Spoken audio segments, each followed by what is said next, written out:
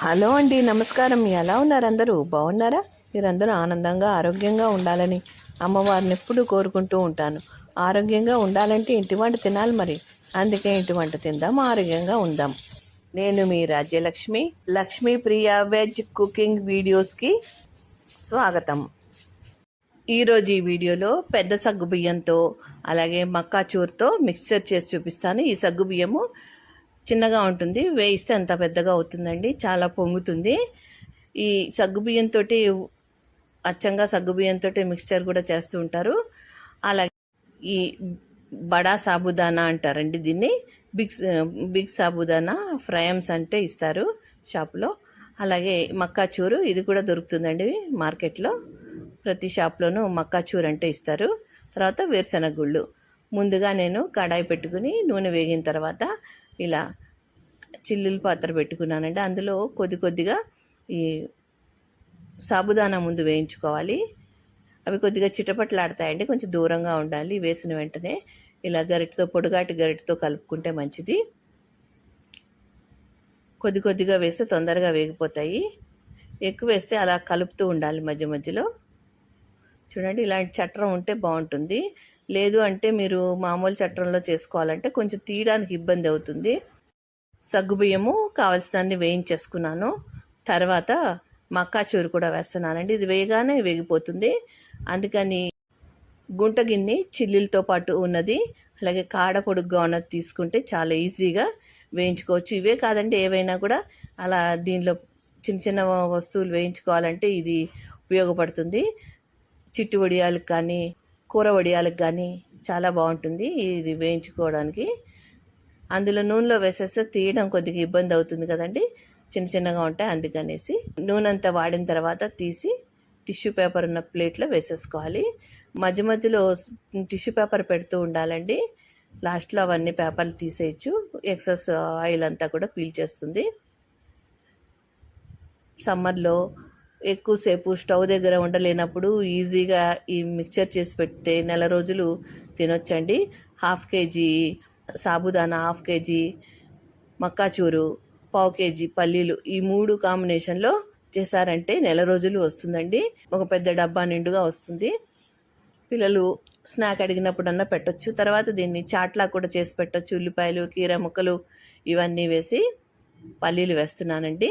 1/4 KG పల్లీలు వేసుకుంటున్నాను. దోరగా వేగిన తర్వాత తీసేసి పళ్ళల్లో పోసేసుకోవాలండి. మీడియం ఫ్లేమ్లోనే వేయించుకోవాలి, మరి హైలో పెట్టుకోకూడదు. పల్లీలు వేయించినప్పుడు మాత్రమే లో టు మీడియం ఫ్లేమ్లో పెట్టుకోవాలి. ఇక మక్కాచూరు, సాబుదానా వేయించినప్పుడు మాత్రం హై ఫ్లేమ్లోనే ఉంచాలి. లో ఫ్లేమ్లో పెడితే మాత్రం ఆయిల్ పీల్చేస్తాయి అవి. తర్వాత ఒక కప్పు కరివేపాకు కూడా వేయించుకుంటున్నాను. కరివేపాకు స్మెల్ చాలా బాగుంటుందండి. ఏ మిక్సర్లో వేసినా కూడా చాలా బాగుంటుంది కరివేపాకు. అటుకులు మిక్సర్ కానీ, బంగాళదుంప మిక్సర్ కానీ, ఏదైనా సరే ఈ కరివేపాకు చాలా బాగుంటుంది టేస్ట్. గలగలలాడుతూ వేగిన తర్వాత తీసేసుకోవాలి. నూనె అంతా వాడిన తర్వాత పక్కన పెట్టేసుకోవాలి. తర్వాత నూనె ఎక్కువగా ఉన్నదంతా తీసేసి అదే మూకుట్లో 1 టేబుల్ స్పూన్ జీలకర్ర, ఆవాలు, కొద్దిగా ధనియాలు, 2 టేబుల్ స్పూన్లు వేయించుకోవాలి. ఈ మిక్చర్కి ఈ విధంగా పోపు పెడితే చాలా బాగుంటుందండి టేస్ట్. తర్వాత రుచి కారానికి సరిపడా పచ్చిమిరపకాయలు, ఇవి వేగిన తర్వాత క్రిస్పీగా తయారవుతాయి. కారం తినగలిగిన వాళ్ళు కొరుక్కుని తినేయచ్చు. అలాగే చాట్ చేసినప్పుడు కూడా చాలా బాగుంటాయి. పంటి కిందకు వస్తే ఉల్లిపాయలు, పచ్చిమిరపకాయలు, కీరా ముక్కలు, నిమ్మరసం పిండుకుంటే చాట్ తయారవుతుంది. తర్వాత వెల్లుల్లి రెబ్బలు ఒక 20 దాకా తీసుకుని కచ్చాపచ్చాగా దంచుకుని వేస్తున్నాను. మీ క్వాంటిటీని బట్టి వేసుకోండి. వెల్లుల్లిపాయలు వద్దు అనుకుంటే స్కిప్ చేయొచ్చు. వెల్లుల్లిపాయ టేస్ట్ బాగుంటుందండి ఈ మిక్చర్లో. ఒక్కసారి చేసి చూడండి, మీకే తెలుస్తుంది. దీన్ని మళ్ళీ చేసుకుంటూనే ఉంటారు. చాలామందికి తెలుసండి, తెలియని వాళ్ళకి చెప్తున్నాను. 1 టేబుల్ స్పూన్ కారం అయితే వేసుకుంటున్నాను.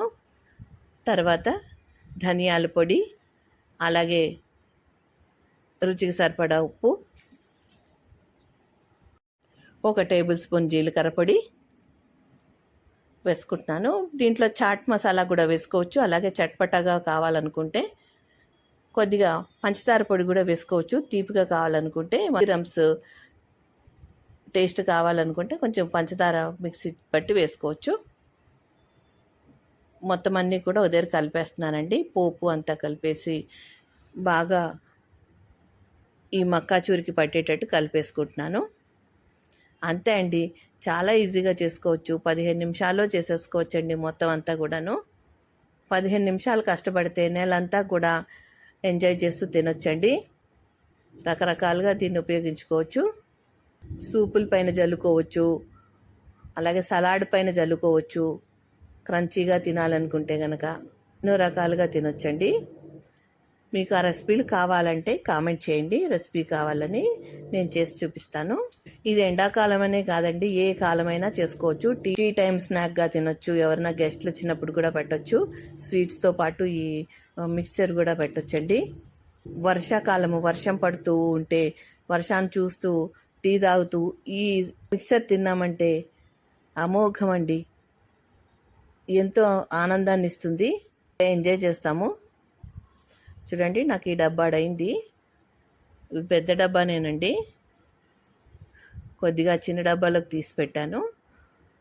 అస్తమాను ఈ డబ్బా తీయకుండా అది అయిపోయాక మళ్ళీ అందులో పోస్తూ ఉంటాను. మీకు ఎలా అనిపించిందో కామెంట్స్లో చెప్పండి. ఈ వీడియో మీకు నచ్చింది అనుకుంటే, అలాగే ఎంతో కొంత ఉపయోగపడింది అనుకుంటే మీ బంధుమిత్రులకి షేర్ చేయండి.